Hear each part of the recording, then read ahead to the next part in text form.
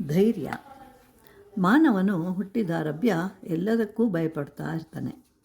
ಮಗು ಆರೋಗ್ಯವಂತನಾಗಿರುತ್ತಾನೆಯೋ ಇಲ್ಲವೋ, ಬುದ್ಧಿವಂತನಾಗಿರುತ್ತಾನೆಯೋ ಇಲ್ಲವೋ ಅಂತ.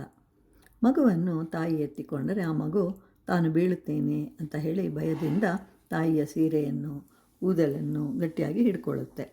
ಒಂದು ವೇಳೆ ಮಗುವಿಗೆ ನಡಿಗೆಯೋ ಮಾತೋ ಬರುವುದು ಸ್ವಲ್ಪ ನಿಧಾನವಾದರೂ ಆತಂಕ, ಭಯ ಉಂಟಾಗುತ್ತೆ.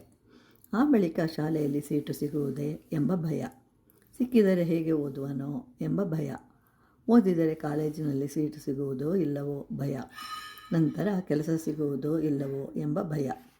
ಇವೆಲ್ಲವೂ ಆದರೆ ಮುಂದಿನದು ಮದುವೆ, ಎಂತಹ ಹುಡುಗಿ ಸಿಗುವಳೋ ಅಂತ. ಹೀಗೆ ಒಂದರ ನಂತರ ಒಂದರ ಭಯ ನಮ್ಮನ್ನು ಕಾಡುತ್ತಲೇ ಇರುತ್ತದೆ. ಜೀವನ ಪೂರ್ತಿ ಭಯ ಪಡುತ್ತಲೇ ಇರ್ತಾನೆ. ಆದರೆ ಭಯ ಪಡಬಾರದು, ಧೈರ್ಯದಿಂದ ಎದುರಿಸಬೇಕು. ಅದನ್ನು ನಾವು ಮಕ್ಕಳಿಗೂ ಹೇಳಿಕೊಡಬೇಕು. ಜೀವನ ನಾವು ಅಂದುಕೊಂಡಂತೆ ಇರುವುದಿಲ್ಲ, ಹೇಗೇ ಇದ್ದರೂ ಅದನ್ನು ಸ್ವೀಕರಿಸಬೇಕು ಎಂಬುದನ್ನು ಅವರಿಗೆ ಹೇಳಬೇಕು. ಕೆಲವು ಸಲ ಧೈರ್ಯದಿಂದ ಸ್ವಲ್ಪ ಬುದ್ಧಿ ಉಪಯೋಗಿಸಿದರೆ ಎಷ್ಟೋ ಕೆಲಸಗಳು ಕೈಗೂಡುತ್ತವೆ ಅಂತ ಹೇಳಲು ಕಥೆಯೊಂದನ್ನು ಹೇಳ್ತೇನೆ ಅಂಥೇಳಿ ಗುರುಗಳು ಶಿಷ್ಯರಿಗೆ ಹೇಳಿದರು. ಗ್ರಾಮದಲ್ಲಿದ್ದ ಜಿಂಕೆಯೊಂದು ದಾರಿ ತಪ್ಪಿ ಕಾಡಿಗೆ ಹೋಯಿತು. ಅಲ್ಲಿ ಸಿಂಹವೊಂದು ಎದುರಾಯಿತು.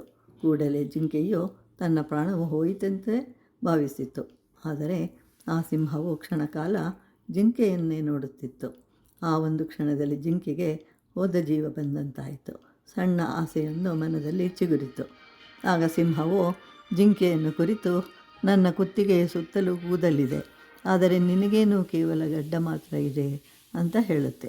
ಆಗ ಜಿಂಕೆಯು, ಓಹೋ, ಇದು ನನ್ನ ಗಡ್ಡವನ್ನು ನೋಡಿ ಭಯಪಡ್ತಾ ಇದೆ ಅಂತ ತಿಳ್ಕೊಳ್ಳುತ್ತೆ.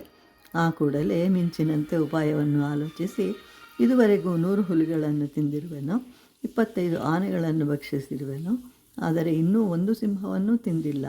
ಅದು ತಿಂದರೆ ನನ್ನ ಪ್ರತಿಜ್ಞೆ ಪೂರ್ಣಗೊಳ್ಳುತ್ತದೆ. ಈ ರೀತಿ ಗ್ರಾಮದಲ್ಲಿ ಜನರು ಸಹ ಪ್ರತಿಜ್ಞೆಗಳನ್ನು ಮಾಡುತ್ತಾರೆ ಎಂದಿತು.